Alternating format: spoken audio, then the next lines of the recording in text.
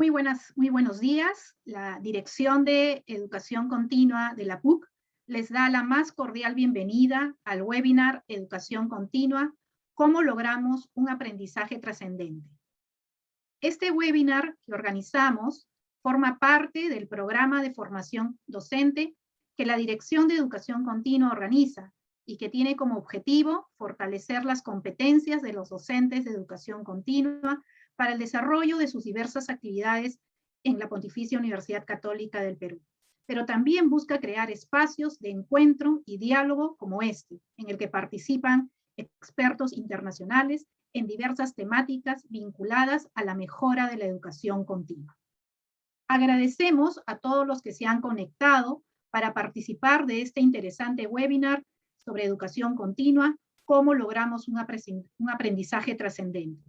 Este diálogo nos invita a reflexionar sobre cómo estamos realizando la educación continua en nuestras instituciones, cómo lograr que el aprendizaje transforme la vida de las personas y transforme el rumbo de las organizaciones, cómo lograrlo, cómo diferenciarnos. Son algunas de las preguntas que se plantearán en este webinar.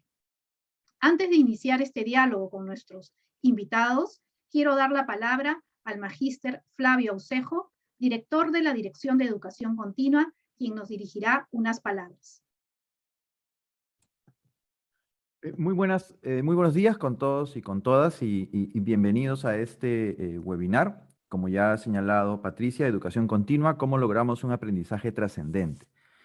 Y un especial saludo a Margarita Guarelo de RECLA, que nos va a acompañar en esta primera parte de inicio del webinar. Y por supuesto, un agradecimiento muy especial a Jorge Blando y a Guillermo Olivares, quienes van a compartir su experiencia y conocimiento en este webinar. Como bien se ha señalado, este es un esfuerzo que hacemos desde la Dirección de Educación Continua en el marco de buscar mejorar las capacidades de nuestros docentes para poder lograr una docencia con un alto desempeño que permita un mejor aprendizaje de nuestros alumnos en el marco pues, de los desafíos que nos plantea a nivel global y en particular a los alumnos de educación continua, lo que es todo este aprendizaje en un escenario de virtualidad, ¿no? Todas las organizaciones dedicadas a la educación y en particular a la educación superior en el ámbito de educación continua hemos tenido que enfrentar este desafío de cómo lograr un entorno de aprendizaje significativo utilizando herramientas que antes, por lo menos en el caso nuestro, se utilizaban de forma un poco marginal y ahora representan el día a día de lo que es la labor docente, ¿no? Y en ese sentido, la posibilidad de poder compartir experiencias, escuchar de cómo en otros ámbitos se ha desarrollado estas capacidades, cuáles son las estrategias, cuáles son los enfoques que se han aplicado para poder mejorar la educación continua, para nosotros es súper valioso, ¿no? Y poder esto compartirlo con la comunidad de docentes de la Universidad Católica y la comunidad de docentes de la región, digamos, ¿no? Porque este es un webinar que tiene una aspiración regional y global, por último, gracias a la posibilidad de transmitirlo a través de mecanismos que pueden llegar a todo el mundo, pues es una oportunidad invaluable, ¿no? Y en ese sentido, pues agradecer mucho su presencia y a la expectativa, digamos, de los conocimientos y experiencias que vamos a escuchar en los próximos minutos. Así que bienvenidos nuevamente. Muchas gracias, Flavio. Ahora invitamos a la doctora Margarita Guarelo, amiga de la PUC de Chile y actual presidenta de la Red de Educación Continua de Latinoamérica y Europa, RECLA. Margarita. Buenos días, Patricia. Buenos días a todos y todas. Muy contenta y halagada de esta invitación a inaugurar esta actividad. Saludo especialmente al doctor Flavio Aucejo, quien es el director de Educación Continua de una unidad muy querida, una unidad hermana de la universidad en la que yo trabajo. Y también me siento muy privilegiada de haber acompañado de alguna manera el proceso de desarrollo del área de educación continua, desde cuando está en algunas preguntas, ¿no es cierto?, muy interesantes y pudimos compartir. Así que como bien dice Patricia, más que colegas, acá somos amigos. Y hablando de amigos, hoy día dos amigos muy queridos, Guillermo Olivares, con quien construimos una red hippie, como le llamábamos en su momento, pero ahora es un equipo de profesionales muy robusto, con mucha proyección. Y mi querido Jorge Blando, quien ha sido un partner para mí en Recla, un socio estratégico, quien me ha apoyado en todas las iniciativas. Y por supuesto agradecer a Manuel Saavedra la invitación especial para hoy día. Específicamente y rápidamente, porque el tiempo es muy preciso esta mañana, yo quiero felicitar a la Pontificia Universidad Católica del Perú porque ha tomado una decisión estratégica de fortalecer el desarrollo de la docencia en educación continua, que es algo muy poco común. Habitualmente las áreas de educación continua se preocupan del sistema de gestión de calidad o de los procesos de marketing y venta, bueno, procesos que ustedes también han desarrollado, pero esta línea específica de fortalecer las competencias docentes, de poner a los docentes en el centro del proceso y desarrollar metodologías y líneas específicas para estudiantes de educación continua, creo que habla muy bien de la universidad y del equipo que está trabajando en educación continua. Creo que lo que planteó tanto Patricia como el director Aucejo está muy alineado con lo que nos ha propuesto la UNESCO, ¿no es cierto?, de no dejar a nadie atrás. Y en ese sentido, el trabajo de las redes que hoy nos estamos uniendo en este momento, redes de personas, pero también redes de organizaciones, son muy importantes. Cómo colaboramos, cómo compartimos buenas prácticas y cómo aprendemos en conjunto. Así que, sobre todo, les felicito por el foco de la discusión, por el foco de la reflexión. ¿Para qué? ¿Qué es lo que nos importa? Que las personas aprendan. Entonces creo que ya el nombre de la actividad tiene mucho sentido y creo que es de una profundidad estratégica muy importante.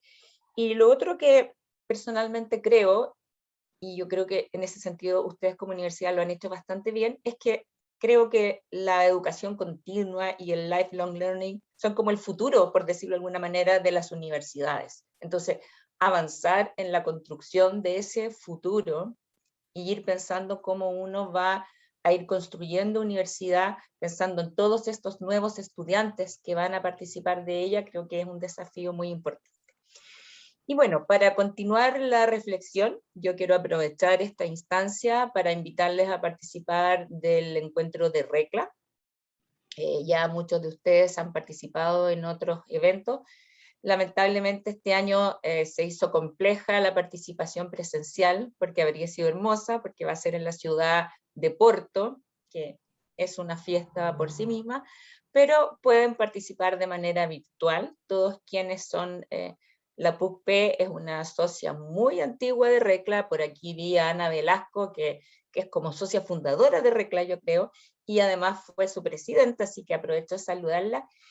Y ojalá puedan participar porque hay muchas instancias también de aprendizaje como estas, que son muy valiosas. Así que para mí la presencia de ustedes en el encuentro forma parte del encuentro. Con PUC-P es distinto. Así que bueno, no me queda más que agradecer nuevamente la invitación, desearles una mañana de mucho aprendizaje. Aprendizaje para los estudiantes, pero también aprendizaje para sus gestores. Así que de acá, de Santiago de Chile, porque aún no parto a Porto, un abrazo muy grande y que sigamos aprendiendo. Me callo. Muchas gracias, Margarita. Ahora sí, pasamos a nuestros invitados internacionales. Nos acompañan el doctor Jorge Blando, vicerrector de Educación Continua del TEC de Monterrey, y el ingeniero Guillermo Olivares, miembro fundador de la Red Universitaria de Educación Continua Chilena. Cada uno tendrá 15 minutos para realizar su presentación. Faltando 3 minutos, se les indicará. Luego de las exposiciones tendremos una ronda de preguntas, por lo que le pedimos al público las envíe a través del chat, indicando si va dirigida a alguno de los ponentes o a ambos. Luego de las respuestas, cada ponente tendrá unos 3 minutos para una reflexión final.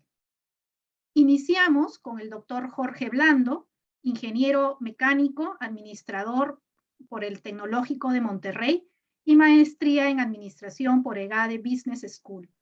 29 años sirviendo a la comunidad del Tecnológico de Monterrey, contribuyendo a la transformación de vidas.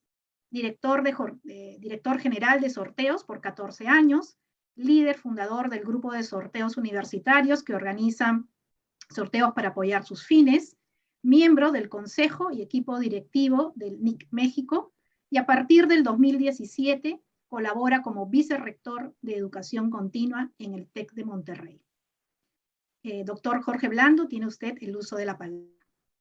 Muchísimas gracias, Pati. Bueno, una aclaración, no tengo doctorado, me encantaría tenerlo, pero me he dedicado más a la parte de procuración de fondos dentro de la institución y ahora en educación continua.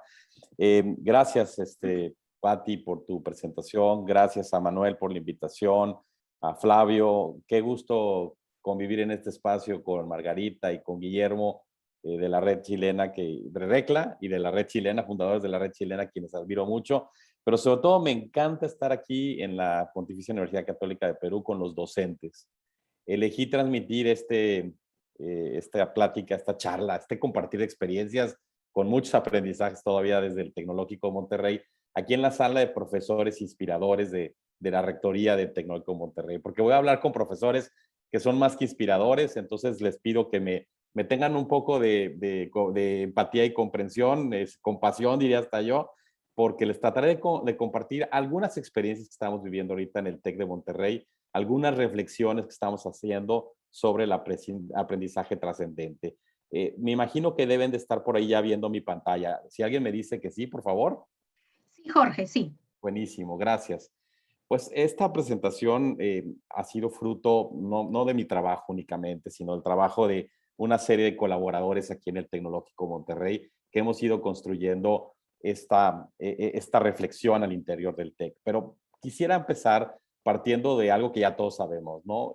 La necesidad del upskilling o skilling, como desde McKinsey nos habla de que el 14% de la fuerza laboral mundial vivirán un cambio de ocupación o puesto muy importante y con la necesidad de aprender nuevas habilidades para el 2030. Vienen cambios importantes en los próximos 5 y 10 años.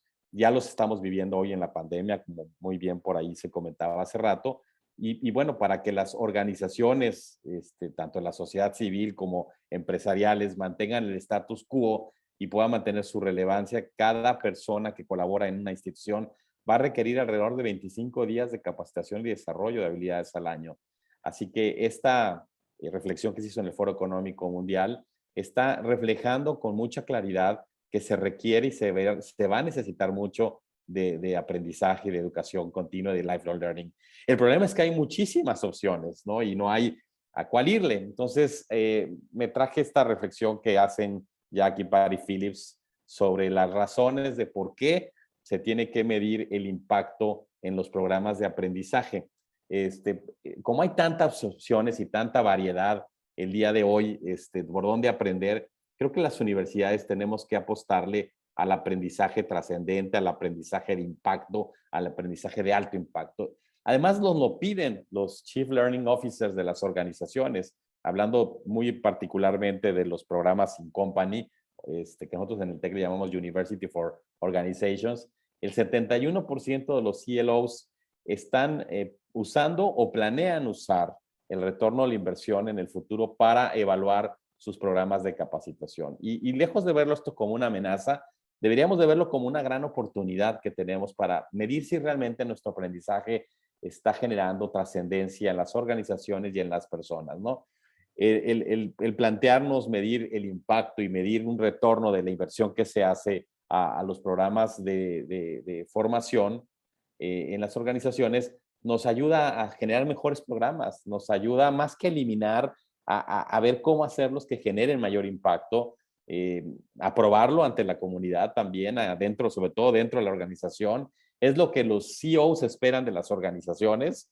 Es para también proteger el presupuesto y que no vengan estos recortes. En la pandemia, yo no sé a ustedes cómo les fue, allá en la Pontificia Católica, Universidad Católica del Perú, pero a nosotros, recién iniciada la pandemia, no, el 65% de las organizaciones que contrataban programas de formación con el Tecnológico Monterrey los pusieron en pausa, porque tenían mucha incertidumbre de lo que iba a pasar. Pero te aseguro que no pusieron en pausa otro tipo de inversiones. Y es porque no tenemos esa claridad para decirles el momento de invertir. Hoy justamente tienes que apoyar a tu equipo porque es cuando más van a necesitar seguirse preparando para esta circunstancia que vivimos en su momento en el inicio de la pandemia. Ayuda a construir relaciones de largo plazo clave con los principales tomadores de decisiones de las organizaciones y ayuda también a generar un soporte dentro de la organización hacia los programas que impartimos.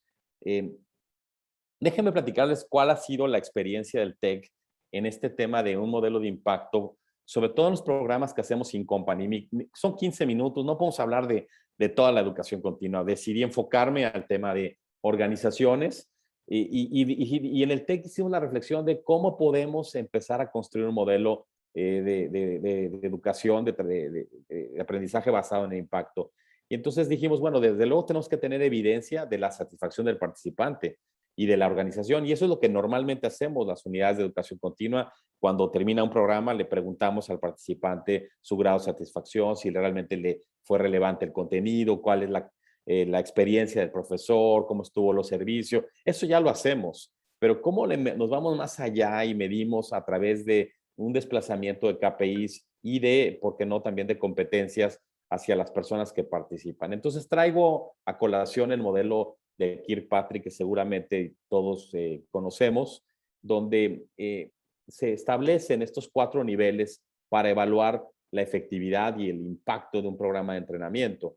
Entonces, un programa de formación. El nivel 1, pues, es cuando hay la reacción, y es lo que normalmente todas las unidades de educación continua tenemos como base, ¿no? Medir la satisfacción del participante y de la empresa a la que le damos el servicio. Pero ¿qué pasa con el nivel 2, que es el de aprendizaje? Ya no una reacción, sino cuando realmente hay conocimientos, hay habilidades, hay actitudes, hay confianza. Es decir, hay un desplazamiento en ciertas competencias. Y el tercero es sobre todo cuando ya se ve en la aplicación del trabajo, cuando ya se puede observar esas habilidades, esos conocimientos, esas actitudes puestas en marcha en el trabajo, y eso ya requiere, pues hasta cierto punto, ya una observación y una evaluación. Y por último, el nivel máximo, los resultados deseados, es decir, que realmente se muevan ciertos indicadores. Una organización, cuando nos pide un programa, nos pide porque tiene un problema, porque tiene un dolor, porque quiere solucionar algo. Y entonces, lamentablemente, a veces nada más tomamos el pedido de lo que pide, buscamos al experto, al profesor, y lanzamos un programa con los temarios y con las actividades, que lo hacemos muy, muy bien, pero de verdad tendríamos que preguntarnos para qué lo necesita, qué es lo que quiere lograr la organización con ese programa.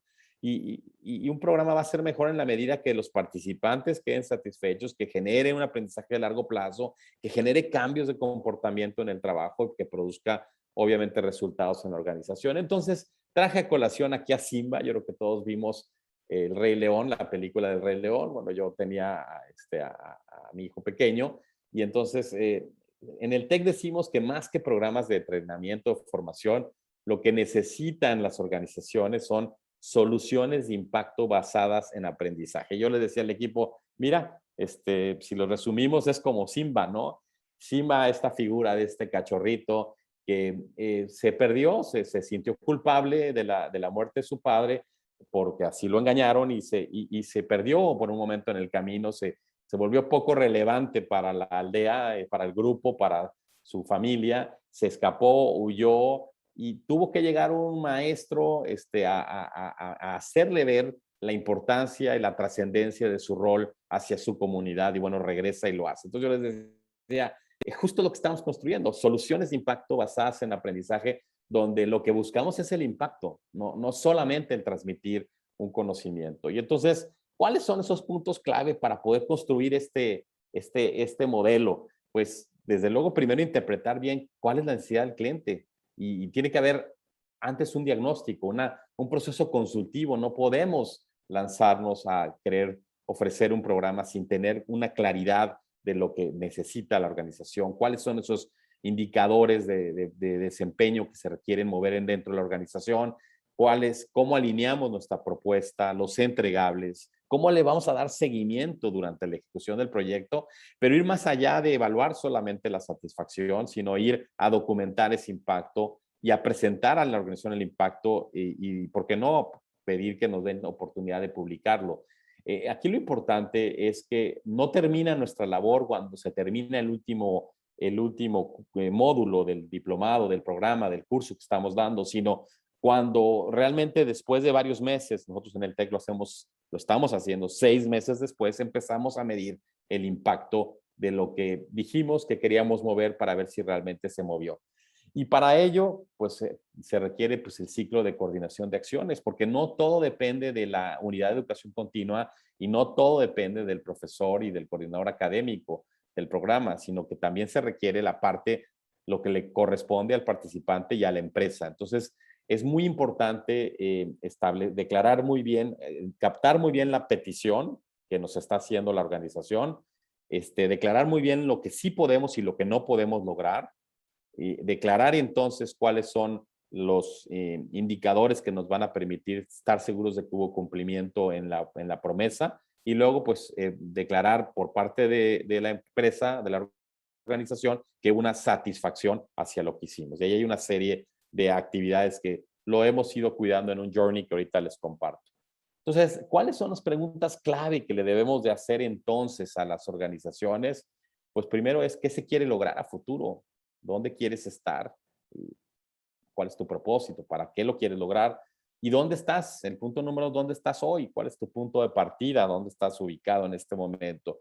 Y a partir de ello, preguntar cuál es entonces la expectativa del programa. El programa no puede resolver todos los temas, por supuesto, sino más bien hay que acotarlo muy bien y también dejar muy clara la responsabilidad que se va a llevar tanto el participante como la organización.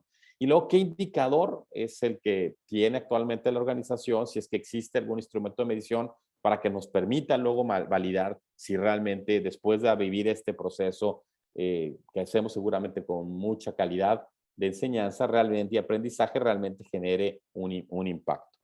Entonces, se vuelve todo un reto este tema de ya no solamente ejecutar muy bien un programa de formación, sino también empezar a medir diferentes KPIs dependiendo de la organización. En algunas se logra más confianza y se avanza mucho más, en otras son más cuidadosas y nos piden solamente algunos pocos indicadores.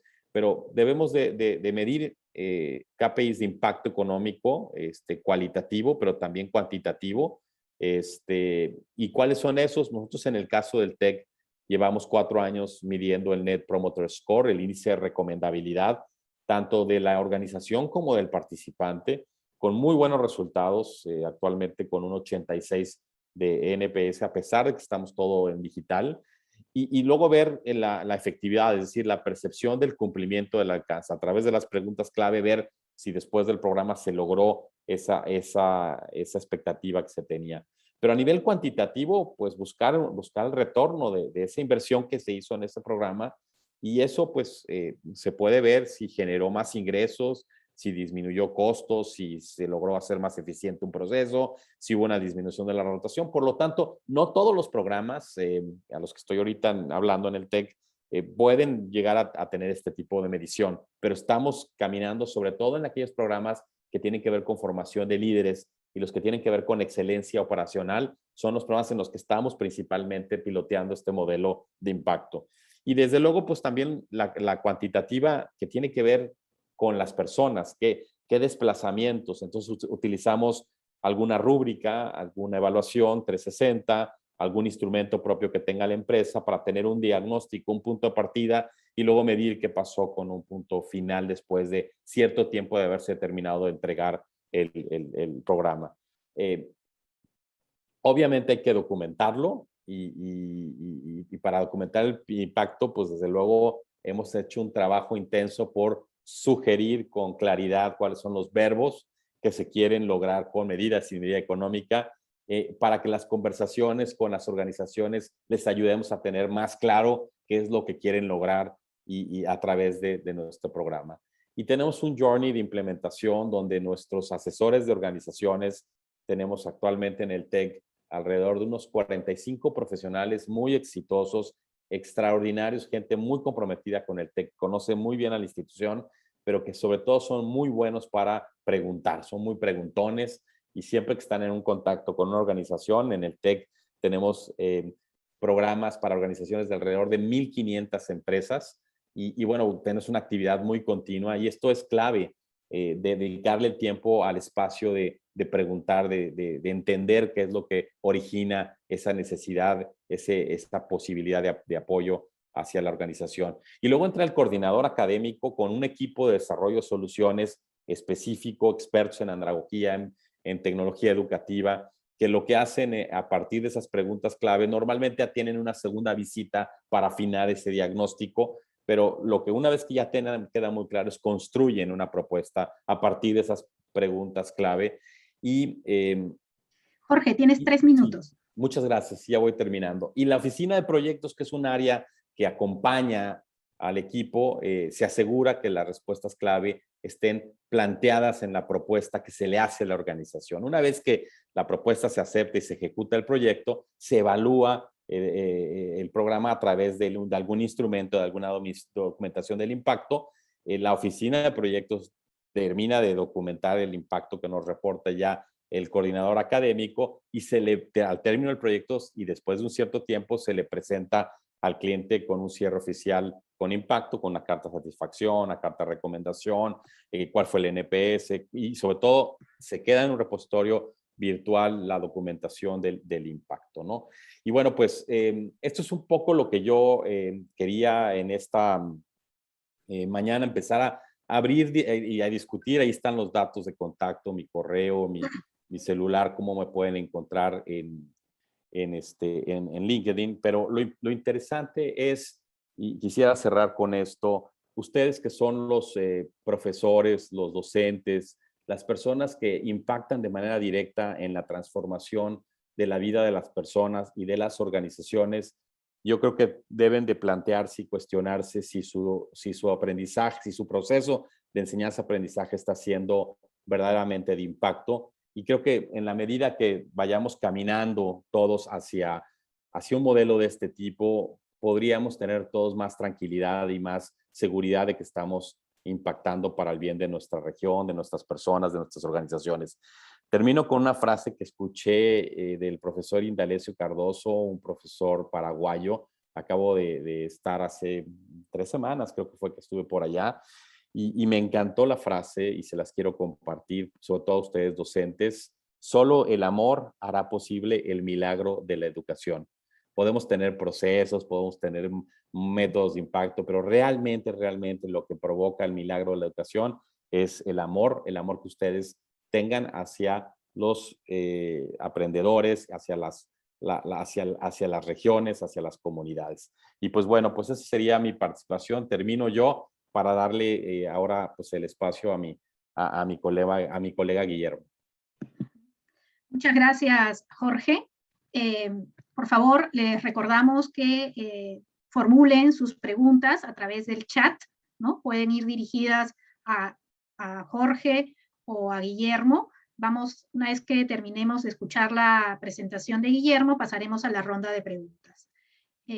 Ahora nos acompaña el ingeniero Guillermo Olivares, ingeniero comercial de la Universidad Diego Portales, magíster en Gestión y Políticas Públicas de la Universidad de Chile, 15 años de experiencia en el desarrollo de la educación continua chilena en instituciones de educación superior y organizaciones privadas, integrante del Comité Ejecutivo y miembro fundador de la Red Universitaria de Educación Continua Chilena, director ejecutivo de la consultora Creative Education Lab, asesor en proyectos públicos en Universidad de los Andes de Chile y académico de la Universidad Diego Portales. Guillermo, tienes el uso de la palabra. Muchas gracias, Patricia. Bueno, me sumo a todos los saludos para hacer económica mi salud, para aprovechar el tiempo y conversar con ustedes. Y un honor y un placer estar en la Pontificia Universidad Católica del Perú y compartir la mesa con tan querido amigo que como estábamos recordando, hace como 2 años que no nos vemos presencial, así que esperamos pronto estar chocando esas manos. Bien, voy a compartir la presentación. Yo espero no equivocarme, siempre estoy del otro lado coordinando, ahora me toca presentar. ¿Se ve, cierto, Patricia? Sí, perfecto, Guillermo. Ya, muchas gracias. Entonces, dentro del tiempo que tenemos y para poder conversar con ustedes y con Jorge, básicamente mi presentación va a estar en la línea de llegar a una propuesta de modelo. Pero yo voy a utilizar un chilenismo.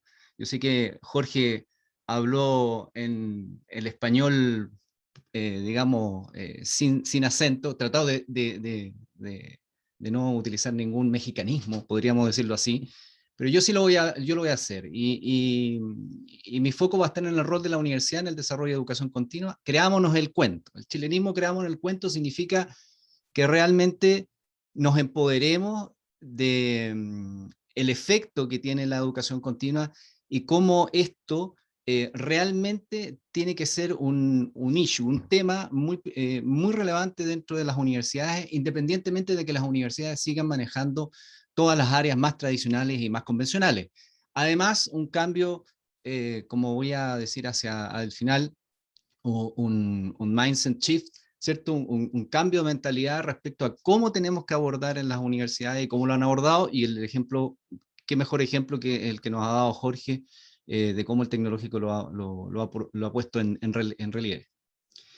Pero yo quiero empezar, quizás me van a decir, va a empezar de atrás hacia adelante. Yo quiero, dadas los años convulsionados que ha vivido Chile, no tan solo con la pandemia, sino con un estallido social y diferencias notables entre, digamos, posiciones y explicitar algún tipo de malestar.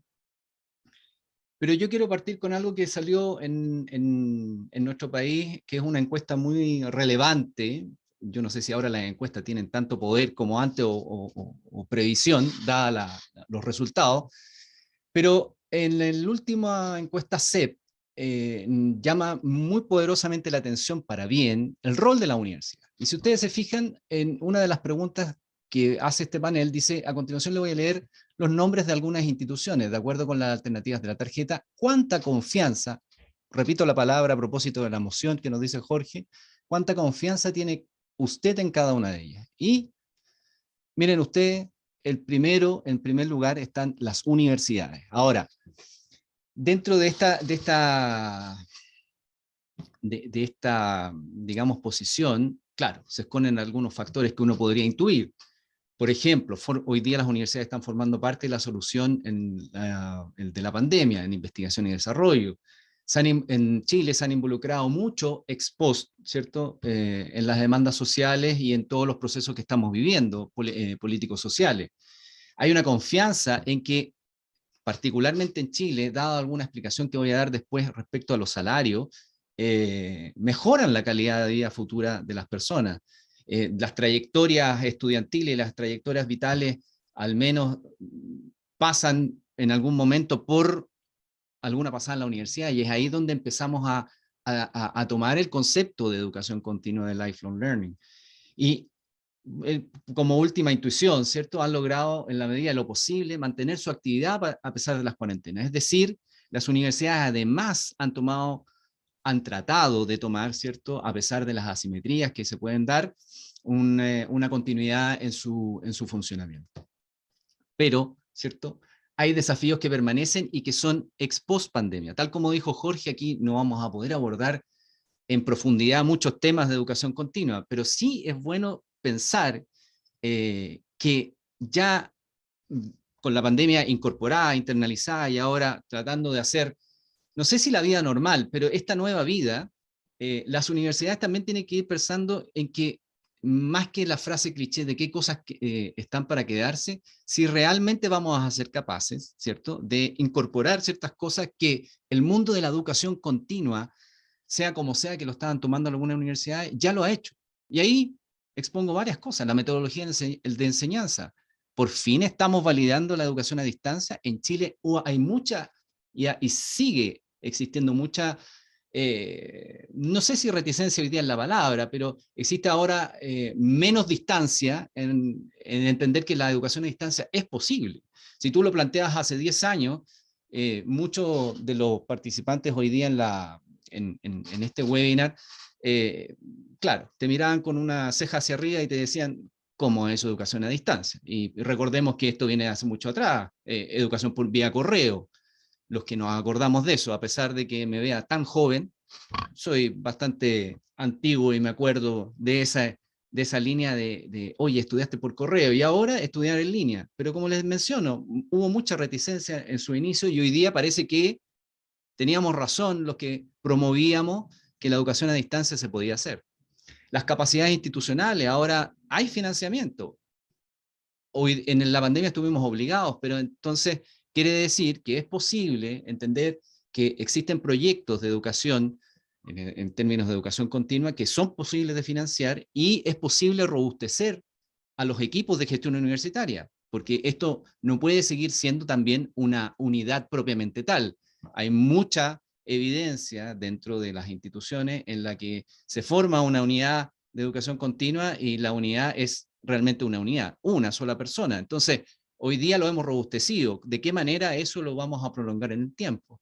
Bueno, y académicos estudiantes del siglo XXI, ya hoy día no es virtual o presencial, es virtual y o presencial. Además están estos procesos o estos formatos de HyFlex, o sea, uno elige de qué manera va a ir a determinado programa. Las temáticas, las materias del siglo XXI y una discusión que estuvo también, particularmente en Chile, respecto del aporte público a propósito de las universidades, no tan solo en temas de investigación y desarrollo, sino los convencionales, sino también entender de qué manera la educación continua es un aporte público, más allá del debate que se genera si la universidad tiene una naturaleza privada o pública. Por lo tanto, partiendo desde aquí, yo les puedo decir que creerse el cuento, ahora sí, es el tiempo de la educación continua. Y me tomo de algunas previas definiciones para recordar el rol de las universidades en el desarrollo de la educación continua. Dentro de la UNESCO, ¿cierto? En el Instituto de for Lifelong Learning, ¿cierto? Podemos encontrar esta frase que a mí me hace mucho sentido hace mucho tiempo, ¿ya? Las universidades no solo deben ser el lugar para entregar programas bien adaptados formales, y no deben serlo tampoco para reconocer y validar educación formal y no formal. Deben ser lugares donde el conocimiento fragmentado puede reestructurarse y reorganizarse en un todo, y donde la educación basada en el trabajo es diseñada y analizada. Yo estoy ahí resumiendo un poco lo que Jorge nos planteó en relación a este nexo que tiene que ver con las organizaciones, sea pública o privada, dar respuesta a ello y tratar de hacerle seguimiento de una manera en la cual tú configures un espacio real de que hay un aporte. No con ese filtro que generalmente, y aquí a lo mejor me puedo ganar algún enemigo público, pero no con con esa aura que siempre tenemos respecto de las universidades, que siempre tienen que hablar de top-down. ¿Ah? O sea, aquí es necesario entender que si vamos a trabajar en educación continua, esto es par. Se utiliza mucho la palabra co-creación, pero aquí es necesario tener el nexo real con la organización y levantar las necesidades y que ellos también nos ayuden, porque las universidades, fíjense ustedes que no tenemos todas las respuestas, y cuando nos ponemos en esa parada, y sobre todo desde el punto de vista académico, es necesario internalizarlo. Así también los objetivos. Hoy día en educación continua, y también desde el Instituto de Educación Continua de la UNESCO, ¿cierto? Los objetivos que nosotros tenemos que tener no los podemos perder de vista. Hoy día la educación continua es inclusión de adultos, juventud, niños, educación formal, no formal desde una perspectiva de continuo educacional. Es la llave de, y yo me acordaba, bueno, un poco más metalero, ¿cierto? Justice for All de Metallica, que es Education for All, ¿de acuerdo? O sea, educación para todos. O sea, el concepto de educación continua nos permite, como decía yo, no tener ese filtro tan convencional que teníamos, no sé, hace muy poco también en las universidades. Nosotros tenemos que abrirnos. La educación continua es la llave que tiene hoy día la universidad para conectar realmente con la sociedad. Y así también los policymakers deben considerarla en su agenda e intentar visualizar educación y aprendizaje unificado, hecho por componentes integrados, interconectados, entendidos en toda la línea del tiempo individual. Trayectorias individuales. Aquí la educación, recuerden que es un trabajo también que uno quiere hacer con la persona, y la experiencia del aprendizaje también es personal, pero también es grupal, como lo vamos a ver más adelante. Hoy día, ¿qué nos exige el mundo? Jorge ya hablaba de esto, así que voy a tratar de pasar muy rápido. Nos exige el mundo hoy día, en términos educacionales e iniciales, en la educación inicial, aquí les presento, yo sé que lo saben, las habilidades para el siglo XXI, y que está dentro o enmarcada de un concepto de educación continua, ¿cierto? Aprendizajes o alfabetizaciones fundacionales, competencias, palabra que ya nos suena, ya no nos suena a algo muy lejano, sino tenemos que incorporarla. ¿De qué manera la universidad o los programas de educación continua se van a hacer cargo de esto en los formatos que tengan? ¿Y de qué manera nos estamos haciendo cargo? El académico tiene que visualizar que no tan solo enseña algo basado en papers, sino también tiene que tratar de traspasar la experiencia, la emoción, ¿de acuerdo? Y despertar algunas características, como por ejemplo la curiosidad, la iniciativa, ¿ah? Y eso que, y ahí paso a la siguiente, ¿cierto? Lo que tanto hemos visto y que el World Economic Forum siempre ha hecho seguimiento. No tenemos el 2021, tenemos el 2020, pero si nos situamos en el 2020, al menos el resolver problemas complejos, el pensamiento crítico y el pensamiento creativo está presente siempre dentro de los 5 primeros hace mucho rato. O sea, si no lo hemos tratado de ver, es hacia allá donde tenemos que girar también o colocar énfasis en nuestros programas de educación continua, porque no necesariamente la trayectoria universitaria convencional va a dar respuesta a eso, y la evidencia así lo indica. Y además, ¿para qué les voy a mostrar esto? Ya lo conocen, edX, Coursera, Udemy, Doméstica.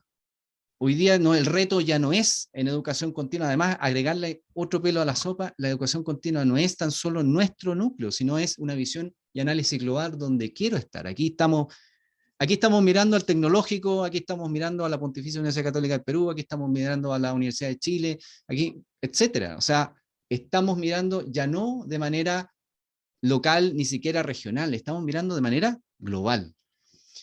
Eso significa que además tenemos que mirar nuestro piso, desde ahí construir todas las propuestas que tenemos respecto de educación continua. Y aquí hago énfasis a la data, ¿de acuerdo? Si hay algo que... Perdón, te quedan 3 minutos. Sí, voy a tratar de pisar el acelerador. Entonces, aquí tenemos que fijarnos, yo aquí voy a dar me voy a ir hacia el final, básicamente, ¿de acuerdo? Respecto a esto. Tenemos deficiencia en competencia lectora. Ahí está. Generalmente Latinoamérica no sale muy bien parada en PISA en trayectorias iniciales, también en competencia matemática, en competencia científica. Y aquí es donde me quiero detener un poquito, porque aquí la educación continua tiene que generar data respecto de qué cosas o a qué segmentos nosotros tenemos que apuntar. Por ejemplo, tomar los escenarios de PIAC y decir, bueno, aquí tenemos un déficit, por ejemplo, en Chile, en la población adulta, que no lo va a solucionar ya la universidad en lo convencional, pero sí lo podemos solucionar desde la perspectiva de la educación continua.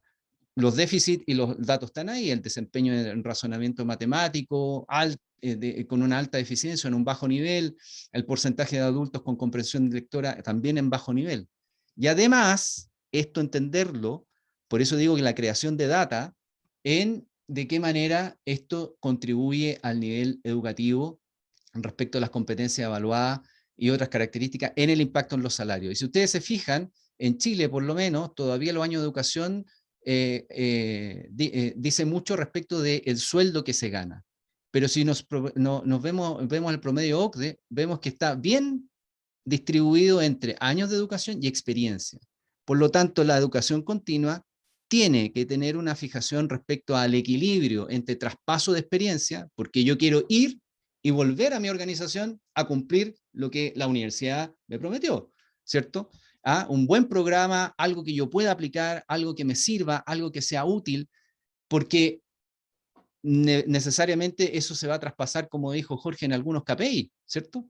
En el sueldo, por ejemplo, en rendimientos de la organización, en mejoras de costo.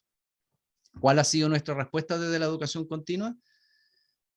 Nosotros hemos visto, y fíjense en la parte roja, una evolución en Chile muy alta respecto de, el escenario de los postítulos, diplomados y postítulos propiamente tal, con una base de datos del CIES, ¿cierto? La evolución es bastante alta, pero está subvalorada. Por lo tanto, la data es muy importante para las unidades de educación continua. Deben generarla, y por eso nosotros, desde la perspectiva de la red universitaria de educación continua y dentro de nuestros programas, nuestros objetivos programáticos, era proponer, ¿cierto?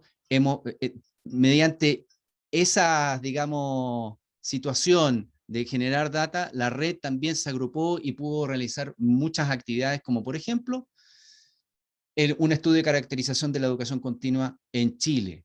¿Para qué? Para poder observar, mirar el escenario con data propia, no subvalorada. Y terminando, ¿cierto? Esta última parte, ¿cierto? Desde ahí es donde nosotros tenemos que hacer un cambio en la mentalidad de los modelos de gestión dentro de educación continua en las universidades. Porque todo lo anterior explica que hay un potencial tremendo, ¿cierto? La economía plateada con la educación adulto, aquellos personas jóvenes que no están certificadas, pero que necesitan algún paso, alguna formalización o una reestructuración en sus competencias. Entonces, el contexto general en las instituciones, ¿qué nos pasa? Regulaciones legales que tenemos respecto a los notch públicos y privados, de qué manera el entorno social nos genera los empujoncitos para poder generar esta educación continua. Tenemos asimetría de recursos en las instituciones y, por supuesto, la visión y liderazgo institucional. Por lo tanto, ¿cuál es el planteamiento final? Yo creo que hay 4 factores fundacionales para realizar este cambio de mentalidad dentro de las unidades de educación continua. Uno es la capacidad de respuesta veloz y no rápida, porque lo veloz sabe a dónde va. Lo rápido solo mide la capacidad de la rapidez o cuánto te demoraste. Yo necesito saber responder rápido, pero saber a dónde voy. El diseño de programas mediante curatoría. Yo ahí solo quiero nombrar a Jorge, porque Jorge también lo ha nombrado en presentaciones anteriores. Hoy día también debemos ser capaces de no generar un montón de programas desde la perspectiva académica. Debemos ser capaces de generar curatoría. Debemos desde ahí también ponerle la impronta que quiere tener la casa de estudio. Una estructura vinculante y no excluyente. Nosotros tenemos que tener una perspectiva de intersección de conjunto. Aquí somos los vasos comunicantes. Por eso hay que creerse el cuento. La educación continua es tan importante porque nosotros podemos vincular a la investigación, a la innovación, al posgrado, al pregrado y la vinculación con el medio. Y además, debe haber ese equilibrio práctico entre la academia y la sociedad, en la cual nosotros tenemos que saber anclar y hacer la lectura de las dinámicas que enfrenta hoy día la sociedad: inclusión, ciudadanía, economía plateada, democracia, afecto, emoción. Desde ahí hay que construir programas y empezar a diseñar los programas. Y en las organizaciones y con las organizaciones. Y además, ojalá, y aquí finalizo, ¿cierto?, tener los notch institucionales clave, porque la universidad necesita en la práctica, en la operatoria, generar políticas claras, los incentivos, los fines institucionales, las contrataciones. Eso debe quedar claro para una unidad de educación continua para poder generar sus proyectos y su modelo de gestión. Debe existir un empoderamiento, debe traspasarse la idea de que son unidades estratégicas, no son unidades que nacen al estilo chumpeteriano, ¿cierto? Y que después vamos a ver cómo lo volvemos a tomar. No, debe hacerse un empoderamiento como un área estratégica y debe existir una presión de apalancamiento financiero contra proyectos e indicadores. Finalmente, así como Jorge termina con una frase, yo quiero citar a Robinson, a Sir Ken Robinson, ¿cierto?, en donde la educación eficaz siempre es un equilibrio entre rigor y libertad, tradición e innovación, el individuo y el grupo, la teoría y la práctica, el mundo interior y el que nos rodea. Siempre hay que tener claro en educación continua que nosotros no existe una utopía permanente. O sea, aquí nadie tiene el modelo perfecto, son todas recoger experiencia y seguir aprendiendo. pero tenemos la educación, no siendo una utopía permanente, es siempre una aspiración constante de crear condiciones óptimas para personas reales. Y eso a mí me marca en un mundo de perpetua evolución, porque la educación continua sabe y entiende que trabaja con personas reales, que tienen problemáticas que no son tan elevadas como uno quisiera muchas veces hacer en la universidad, sino tienen un concepto de tangibilidad muy importante. Ya, corrí, muchas gracias, y por eso digo, hay que creerse el cuento. Gracias. Muchas gracias, Guillermo. Vamos a pasar ahora a la ronda de preguntas. No sé si puedes dejar de compartir, Guillermo. Ahí está. Bien, sí, muchas gracias. Bien, vamos ahora, se han señalado varias preguntas, hemos tratado de ordenarlas, por lo tanto les pediría a Jorge y a Guillermo anotar para que luego pudieran redondear quizás las respuestas a las preguntas. Yo no voy a hacer una a una, sino más bien 3 preguntas a cada uno, y luego ustedes pues la responden en el orden que más crean pertinente, ¿no? Primero voy a formular las preguntas para Jorge.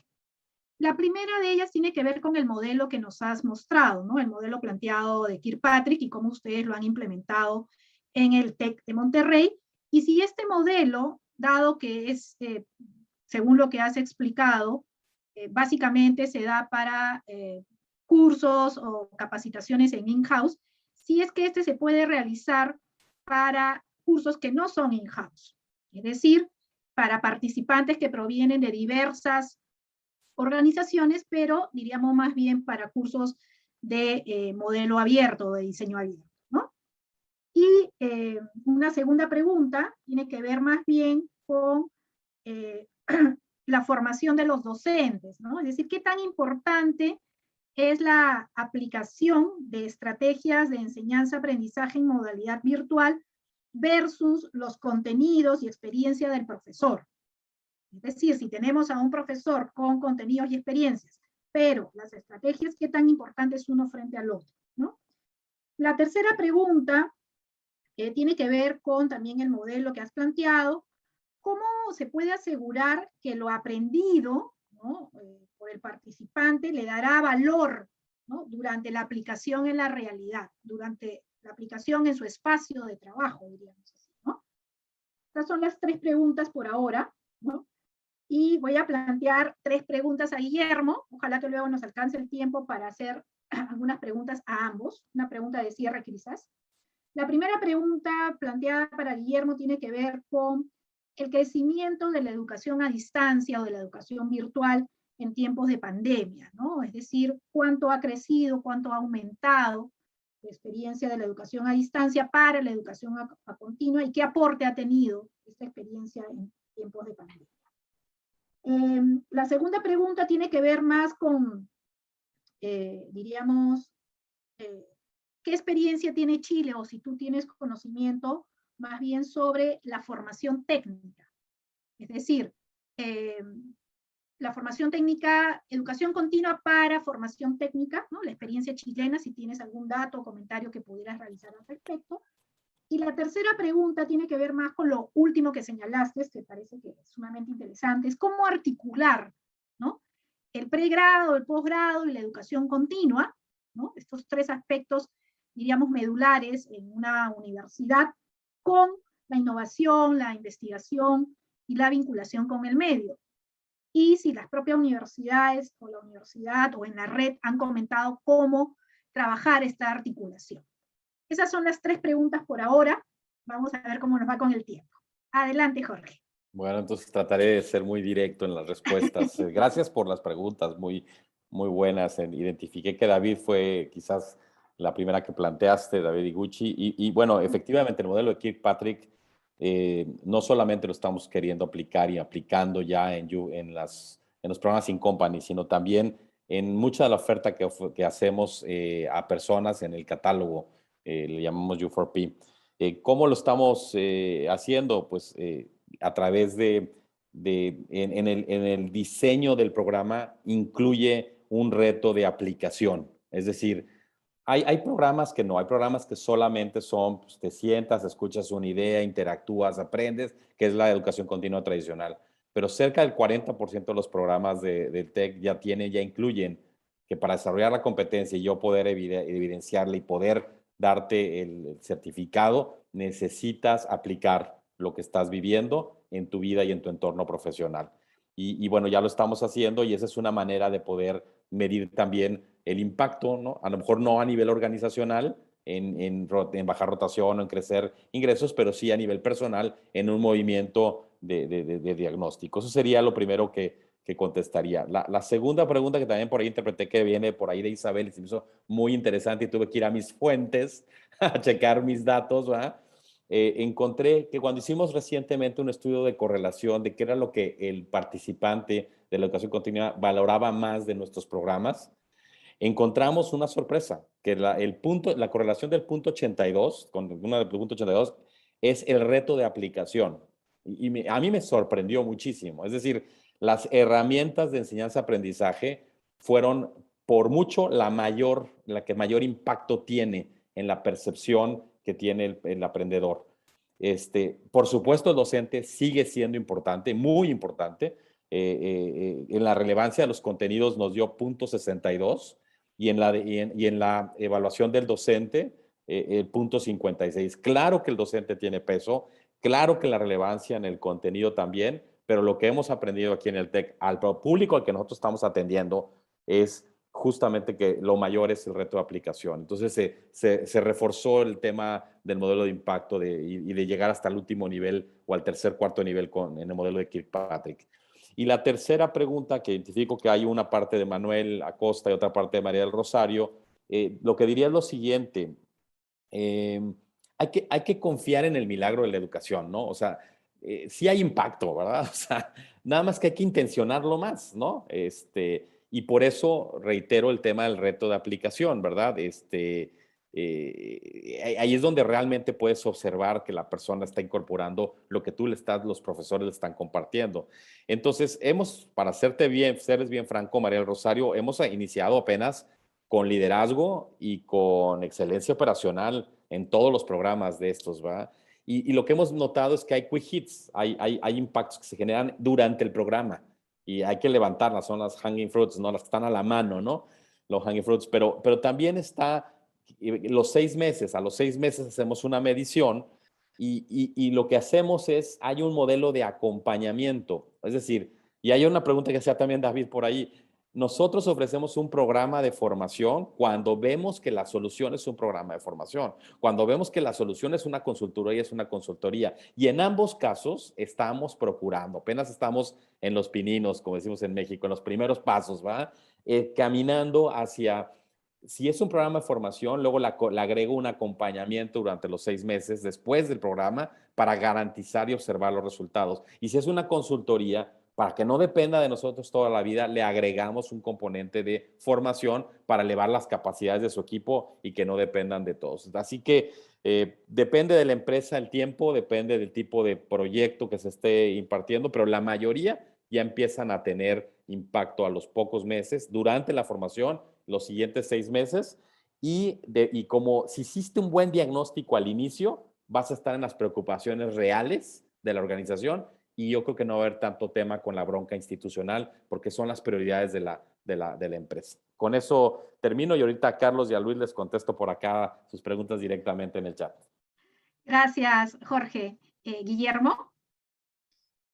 Sí, mira, también voy a tratar de ser lo más breve posible. En términos de crecimiento de lo virtual, primero, si vamos a las proporciones han alcanzado, se han distribuido de manera casi uniforme, es decir,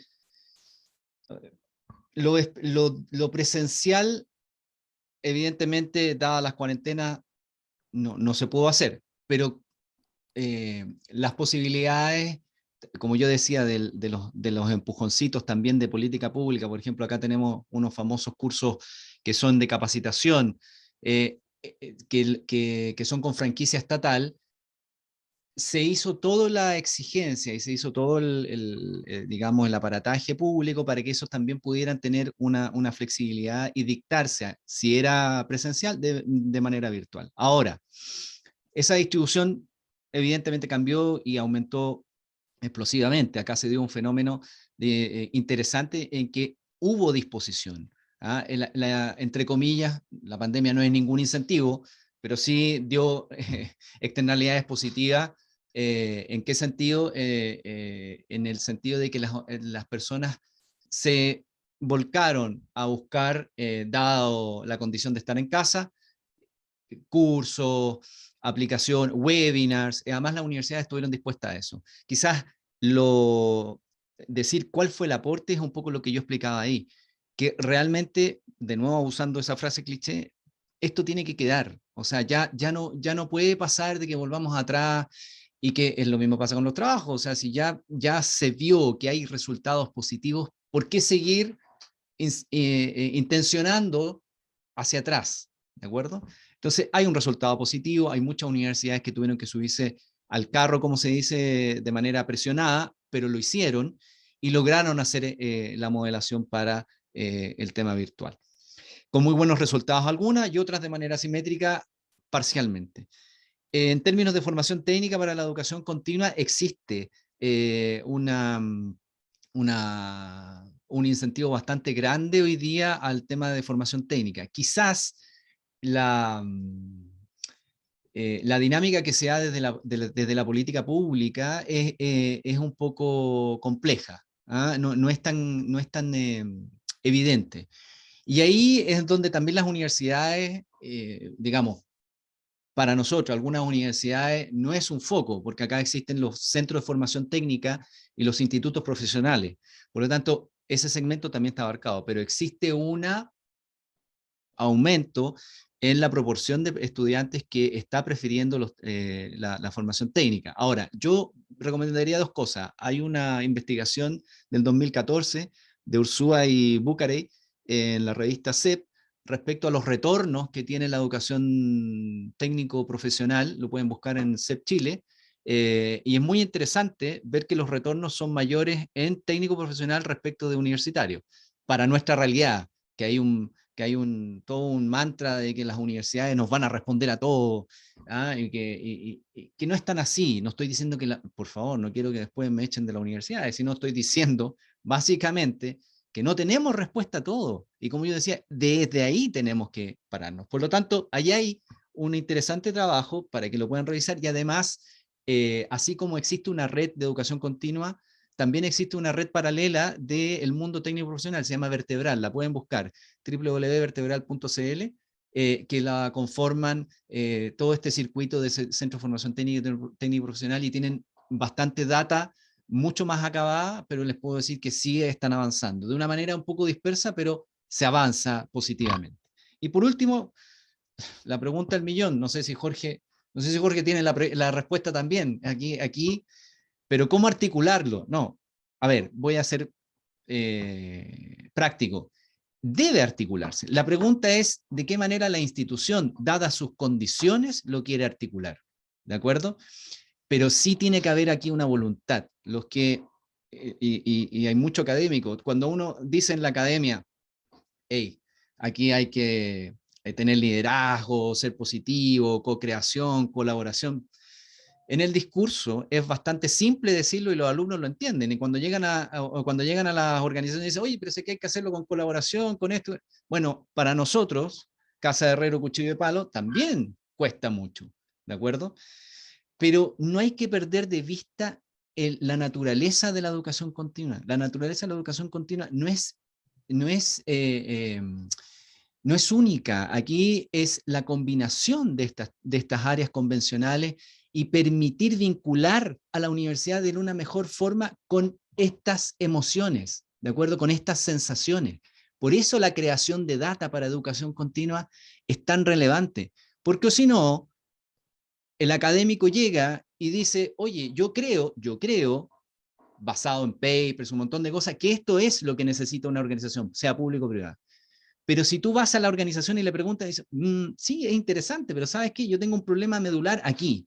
Entonces te dicen, mira, yo tengo un problema de costo, yo tengo un problema de gestión, yo tengo un problema de habilidades, porque tengo puros buenos ingenieros, saben muchas cosas, pero ahí colocaba, pero el conocimiento, a mí ya no me pagan por saber, me pagan por entender cómo ese saber lo puedo hacer, ¿ah? Y puedo generar beneficios a una organización, no tan solo una organización privada, sino también una organización pública. Entonces la articulación tiene que ver mucho con el proyecto que tú quieras tener y, por supuesto, la impronta que le quiera dar la universidad. Y eso no se tiene que perder, pero desde esa perspectiva, aquí es mucho, un estudio respecto de qué manera la universidad quiere proponer esto, ¿de acuerdo? Pero ojo, lo que sí no hay que perder de vista, y con esto termino, es que la educación continua se vale de todas estas líneas más convencionales y la universidad debe verlo como un potencial, digamos, canal comunicacional inclusive. O sea, por eso digo, debe ser declarado la educación continua, las unidades de educación continua estratégicas dentro de la organización. Muchas gracias, Guillermo. Entonces pasamos a unos minutos finales. Yo les pediría, voy a tratar de hacer 2 preguntas de cierre para que cada uno tenga 3 minutos ya para hacer una reflexión final. Han surgido más preguntas, pero el tiempo nos gana, pero sí me gustaría tocar, que ustedes en estos 3 minutos pudieran abordar 2 cosas muy puntuales. La primera tiene que ver con la implementación de lo bimodal o híbrido, ¿no? En el contexto de la educación continua, como un aspecto importante en estas experiencias que estamos viviendo, ¿no? Y lo último, yo recuerdo haber escuchado a Jorge en algún momento sobre los escenarios, ¿no? Estos escenarios a futuro. Y entonces en estos escenarios, diríamos así, ¿qué rol o qué debe asumir la universidad, ¿no? Este potencial que nos habla Guillermo, ¿no? De la educación continua, ¿no? Creerse que justamente la educación continua, las unidades de educación continua cumplen un rol fundamental en la universidad, y cómo empatar esto con estos escenarios, estos nuevos escenarios que nos plantea, diríamos, los estudios, ¿no? 3 minutos para cada uno. Dale, Jorge, no, por favor. Bueno, oye, a ver, mi reflexión sobre lo híbrido. Me van a escuchar aquí, se van a enojar conmigo. Yo prefiero o 100% digital o 100% presencial. Lo híbrido convierte la complicación, cuando es sincrónico, convierte en una complicación la atención del profesor, del docente.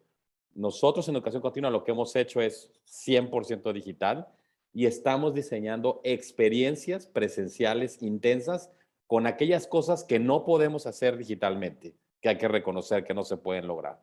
Pero no tiene sentido mover a alguien y desplazar a un adulto a una universidad para hacer algo que ya lo puede hacer desde casa, en la comodidad de su cama o en la comodidad de en su oficina o en el trayecto de su oficina a la casa. Entonces, sí me parece importante la reflexión, podemos estar totalmente equivocados, es nuestra postura. Y el escenario futuro, a ver, está pulverizadísimo el tema del lifelong learning. Pulverizadísimo.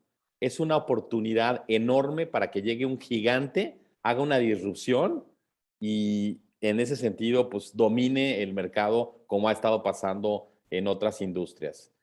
No va a venir de las universidades, tristemente, porque somos pues, bastante lentas y rígidas y poco flexibles. Va a venir de fuera.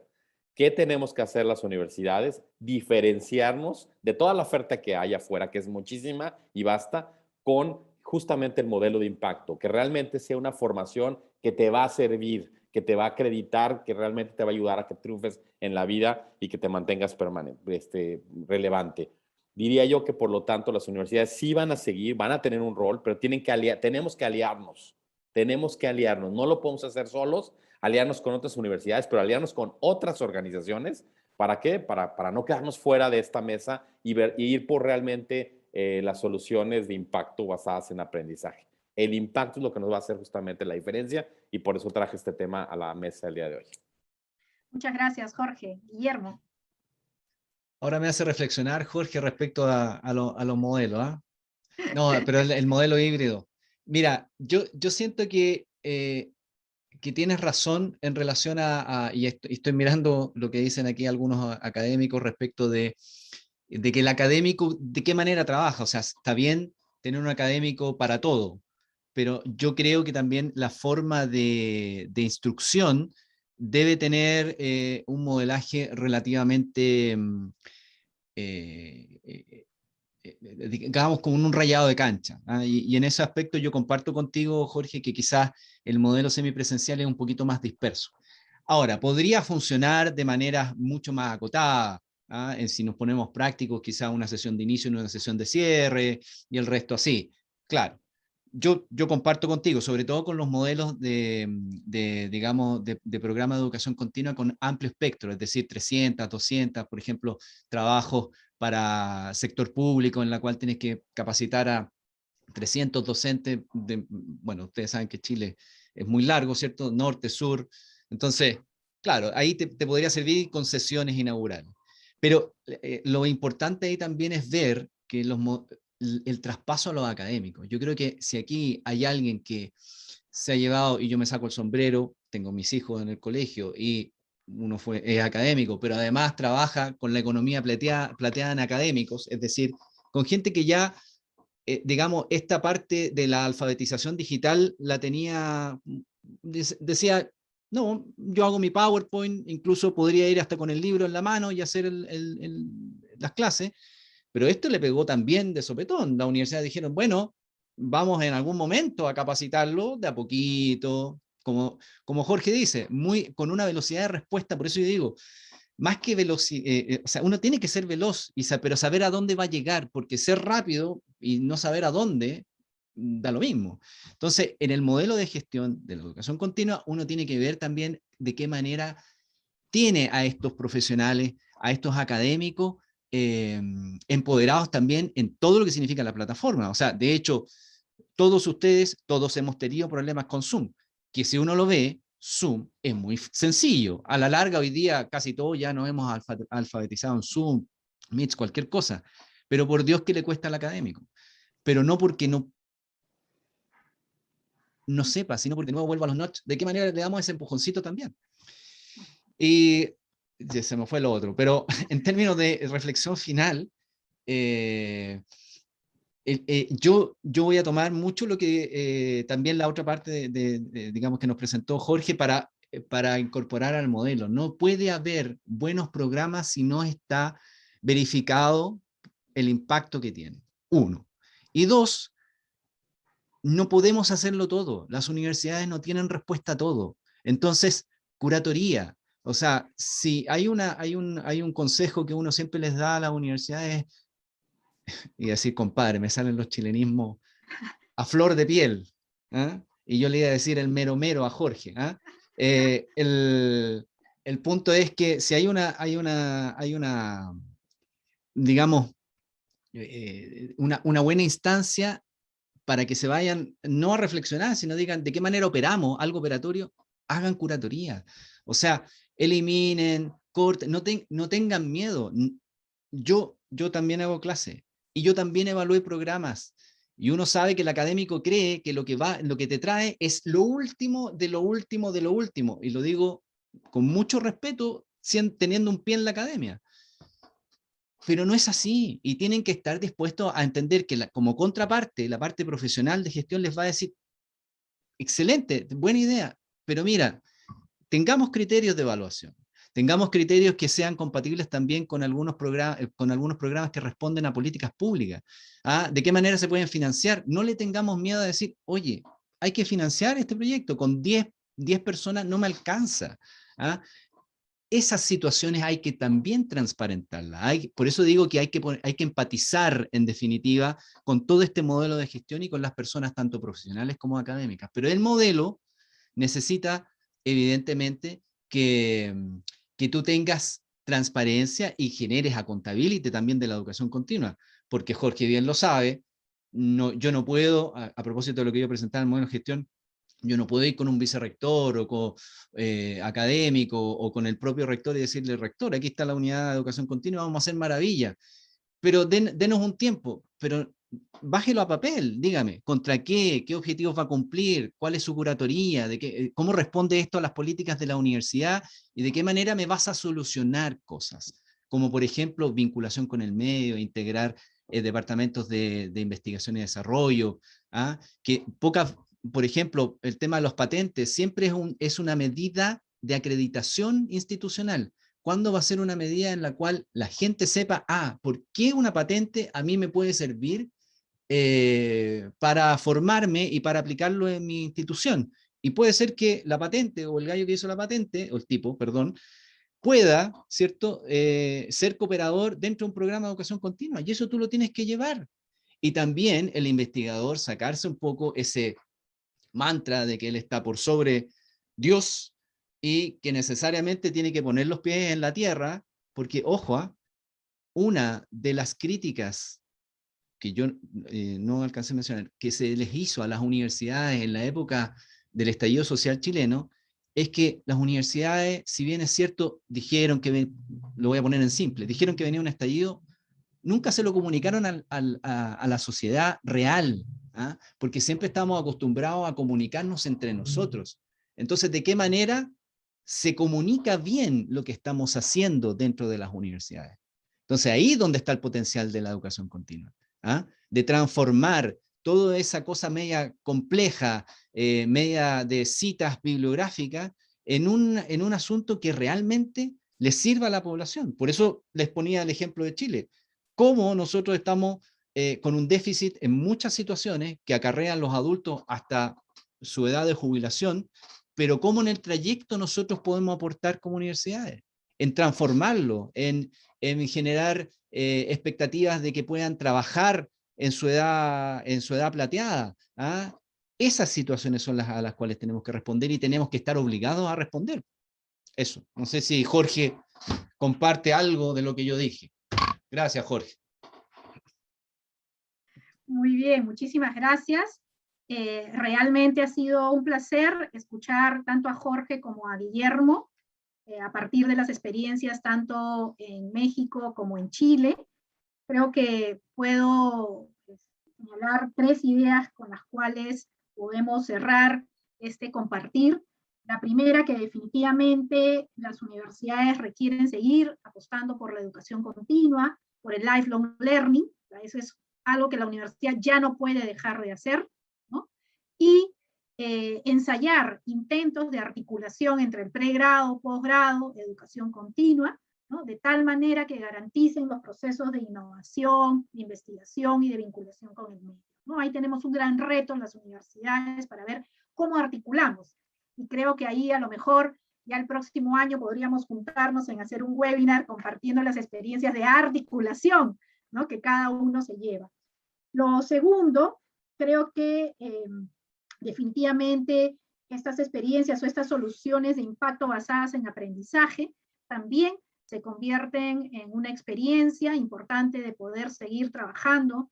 Hay algunas universidades, como nos ha contado Jorge, en experiencias ya de implementación, no solamente para los in-house, sino también para los de diseño abierto o los de catálogo, ¿no? Como se señala. Entonces aquí también tenemos una tarea, un trabajo que analizar, y definitivamente todo ello implica predisposición al cambio, ¿no?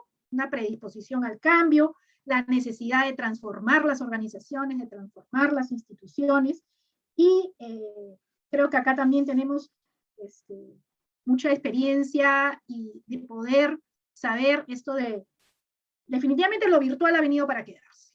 Entonces, como bien señalaba tanto Jorge como Guillermo, ya no podemos retroceder, tenemos experiencias y cada institución tendrá que evaluar qué requiere presencialidad, qué requiere virtualidad y qué requiere semipresencialidad, o qué requiere híbridos, y por ahí alguien también se anima a realizar su experiencia de enseñanza híbrida, también es válido. ¿Okay? Entonces, pero cada uno deberá sustentar y justificar, ¿no? Cada uno de estos aspectos y tareas. Y bueno, definitivamente todo esto redundado no solamente en los docentes, que era el objetivo principal de este compartir, sino también en los gestores de educación continua. También nos acompañan muchos gestores de la educación continua, directivos de unidades de educación continua, y yo quiero resaltar la presencia de participantes de Ecuador, de Chile, de Argentina. No sé si hay de México, espero que sí haya de México representante, y también de Perú, ¿no? De distintas regiones de nuestro país. Agradecemos su participación, agradecemos mucho de sus preguntas. Efectivamente se han quedado muchas en el lindero. Ah, sí, tenemos de México, ahí están señalando la presencia mexicana. Muchísimas gracias. Y no sé, bueno, ya para cerrar, les agradezco desde la Dirección de Educación Continua de la Pontificia Universidad Católica del Perú esta experiencia. Y bueno, ahí Guillermo quiere decir algo. Solo un aviso comercial, ya que Margarita siempre hace sus avisos comerciales, lo hace de muy buena forma porque invita a cosas muy importantes. Yo quiero aprovechar la exposición, bueno, Jorge ya lo sabe, Margarita también, Manuel, por supuesto, gran amigo. A todos ustedes los vamos a dejar invitados ya, aquí lo tengo atrás en pantalla, me falta colocarme aquí, igual que los corredores de autos, ¿cierto? Todos los sponsors. Vamos a tener nuestro 9º Congreso de Educación Continua, organizado por la Red Universitaria de Educación Continua, y estamos muy contentos porque en la parte superior, yo lo veo aquí, ¿cierto? Ya llevamos, este es el 2º Congreso que se organiza descentralizado, y eso es una muy buena noticia para nosotros. Chile, norte, sur y centro va a estar representado sin Santiago, afortunadamente, ¿cierto? Entonces está la Universidad de Antofagasta, por el norte chileno, la Universidad de Talca, nuestro centro, no siendo Santiago, muy a la 6ª región, a los que conocen Chile, está hacia la 7ª, 6ª región, ¿cierto? 6ª, 7ª, 8ª, hacia allá, fuera de Santiago. Y muy gratamente, ¿cierto?, al otro extremo chileno, a la Universidad de Aysén, ¿de acuerdo? Una universidad que lleva 5 años, con rectora, muy importante para nosotros a propósito de la inclusión y la diversidad respecto a los cargos y a los poderes. Y estamos muy contentos, y ahí está el nombre, de lo local a lo global, a propósito de las experiencias, y los dejamos a todos invitados. Ya tenemos, salven el día, ¿cierto? Save the date, 25 y 26 de noviembre, a las 9 horas chilenas. Así que les agradezco la oportunidad, Patricia, y disculpa por haberme aprovechado, pero necesito promoverlo, así como Jorge promueve al TEC, yo promuevo a la Red de Educación Continua. Muchas gracias. Ok, y muy bien, y solamente mencionar también lo que Margarita nos compartió al inicio, a todos aquellos que recién se han incorporado.